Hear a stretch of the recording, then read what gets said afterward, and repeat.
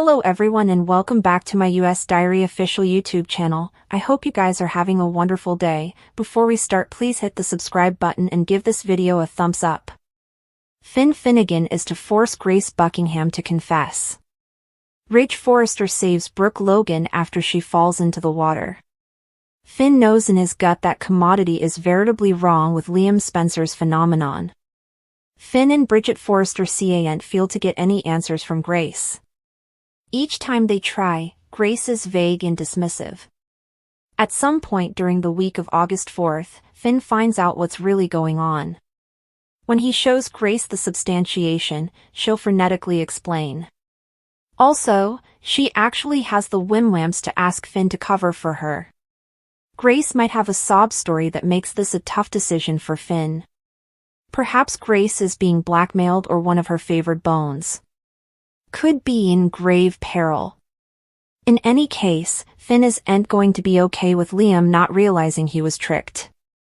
Finn takes Grace to see Liam and Hope Logan, the dashing MD, will angrily demand Grace tell Lope the verity about his condition. In Italy, Eric Forrester goes searching for his son. When the primogenitor finds Ridge, he cautions him to Nick Marone's plan to put a ring on Brooke's cutlet. Ridge rushes to the harbor, but the couple are formerly zooming down on a motorboat. Ridge presumably gets his own boat and chases after the couple. Still, when Nick speeds up and makes some crazy turns, Brooke falls into the water. It's Ridge, not Nick, who saves Brooke. That could also include a sincere concession from Ridge.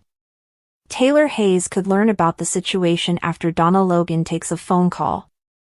A print shows Donna with a shocked look on her face during the phone call. So, that's likely from Brooke after Ridge's daring deliverance. We could also see Sheila Carter get indeed more suspicious. At some point, Sheila could follow Lee Finnegan and discover Luna Nozawa. Finn Finnegan to expose Grace Buckingham. Ridge Forrester jumps into action to save a drowning Brooke Logan. Finn is determined to figure out the verity behind the unforeseen miraculous recovery of Liam Spencer. The croaker has tried to figure it out along with Bridget Forrester. Finn indeed mentions that he can't find the name of the croaker who did the surgery online. Still, Grace isn't veritably forthcoming and keeps being vague as well as dismissive. Finn figures out the verity about Liam's fake brain cancer. Finn confronts Grace, who's hopeless to keep the scheme going. Grace actually begs the other croaker to keep her secret and help cover it up. Finn is way too moral for that, but insists on Grace telling Liam and Hope Logan the verity. Liam and Hope both sit up with alarm as Grace stands there virtually shaking in her skin. Eric Forrester tells Ridge about Nick Marone's offer plan.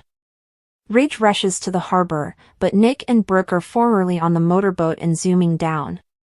At some point, Brooke decides it's a great idea to lay on top of the boat while it's zooming through the water. Of course, that's how Brooke ends up falling into the water. That will impel Ridge to jump into the water to save Brooke. This experience will have Ridge making a sincere concession to Brooke. Still, what to do about Taylor Hayes? Brooke agrees to take Ridge back. How long until it lasts this time? We could also see Lee Finnegan try to get Luna Nozawa to wake up from her coma. Still, what happens after that? Sheila Carter could do some probing into Luna's death. Will Sheila end up chancing out the verity about Lee's secret and Luna's death? At the sanitarium, Lee tells Penelope she's in shock. Poppy insists she understands just fine and stands by her sentiment, "I'm glad my son's dead." Lee drags Poppy into a separate room and tells her she's disgusting. Luna is her meat and blood. Poppy's happy to be relieved of her. Lee snaps that she's a terrible mama. How could someone so vile be her family? Luna no way had a chance, Lee declares. Poppy tells Lee she no way gave a damn about her or Luna. She should stop pretending she cares. Lee remembers Luna as a child. She was a good girl who was principled and innocently sound. She knows he'd have turned out else had her mama not been a lozenge-popping coitus addict. Lee's shamed to partake a last name with her family. Poppy insists she's not cruel, she's relieved. She runs down all of Luna's crimes, including setting her up to spoilage in captivity. What if she'd hurt Kelly or Hayes? She's glad she doesn't have to see her again. Lee sees that Luna could have been helped. She merited so much further than you. I pity that girl. She hisses, God rest Luna's poor, tortured soul. In Sheila's room, Cleric brings her a drink and asks how she's feeling. She's less swimmy. Cleric recounts how scary it was getting the call from the sanitarium he allowed. He'd lost her. They crack jokes about her losing another toe and also kiss. Sheila and Deacon decide they'll put toe Eiffels back on the menu. She tries to get up and wants to go see her granddaughter. Cleric stops her. He'll check on Luna soon, but for now he just wants to be with her. What's left wing of you? She smacks him and they laugh. Cleric is glad they can joke about her being down to 8 toes. It could have been a lot worse. He goes over Luna shooting her and asks how she knew Luna would be at the sand. Sheila explains that she came to tell her she was going to leave, but she said she was going out with a bang. She tells Cleric she and Luna are family and veritably important likewise. She thinks she can help her. Cleric sighs. Sheila asks him to please just go and see how she is. He agrees. In Liam's room, Finn, Steffi and Hope learn he's stable but hasn't recaptured knowledge. The nanny leaves and Steffi and Hope approach the bed to tell Liam that they're there and that he stopped Luna. Now they need him to keep fighting. They go over him being an amazing father and friend. We see ain't lose you. Hope and Steffi leave and Cleric stops by Liam's room. He asks Finn about Liam and also tells him Sheila is asking about Luna. In the staying area, Carter tells Hope and Steffi he called Wyatt but he didn't pick up. He didn't want to tell him over a voicemail. Just also, Taylor and Ridge come in.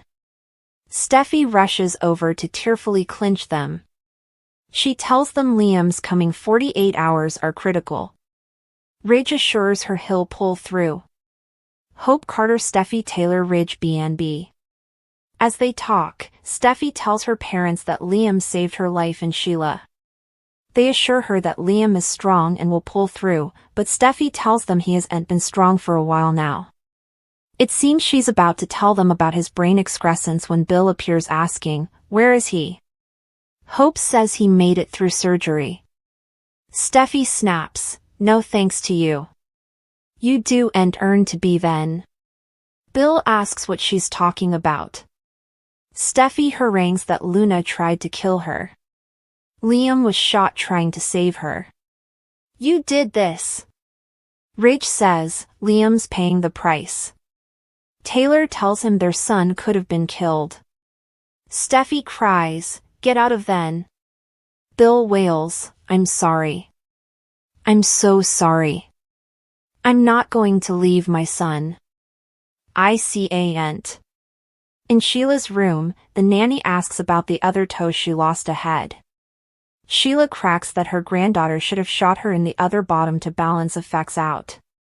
Cleric and Finn train in and the nanny leaves. Finn asks Sheila if she's in pain. She's not, but she's upset about Luna. "How's your son?" Finn doesn't respond and Sheila says she knows this is delicate for him, but Luna is their meat and blood, they see and give up on her. Finn says his mama and Bridget worked on Luna. They did the stylish they could, but she didn't make it. Luna's gone. Sheila cries, "No. No." Cleric embraces her as she cries. Hope enters Liam's room and Carter tells her he'll stay outdoors. Hope sits by Herrick's husband and says she knows he's tired but she needs him to keep fighting. She reminds him he told her he wasn't going anywhere anytime soon. "I'm not ready. We can't lose you. This can't be farewell." In the hallway, Bill knows everyone hates him right now, he hates himself. But he needs to see his son. Steffi hisses that he's the reason Liam is lying in a sanitarium bed. She adds, "Do you know that Luna pulled a gun on Will?" Bill learns she's been draining him, wanting to be with him, and that he wore a line to try and bust her. Bill cries, "Why am I just hearing about this?" Steffi hollers, "Because you're part of the problem." He might as well have pulled the detector on Liam himself. Ridge warns if Liam dies, Bill will be visited the rest of his days. Bill wails that he's failed Liam since the day he came into his life. "And he still loved me." Ridge says he's a good man. Bill cries that he called him weak because of it, but he's further of a man than he'll ever be. "I'm sorry, but I've to see my son." He has to tell him he loves him and prompt him to fight. That might be the one good thing he gave him. "My son has to live." Steffi shakes her head and walks off. Steffi joins Hope in Liam's room and asks, "Any changes?" Hope shakes her head. Steffi assures her, this is and how it ends. "No, it's can't be. Liam is going to make it through." Kelly and Beth wouldn't lose their father to Luna Nozawa. Hope nods and they cleave onto each other.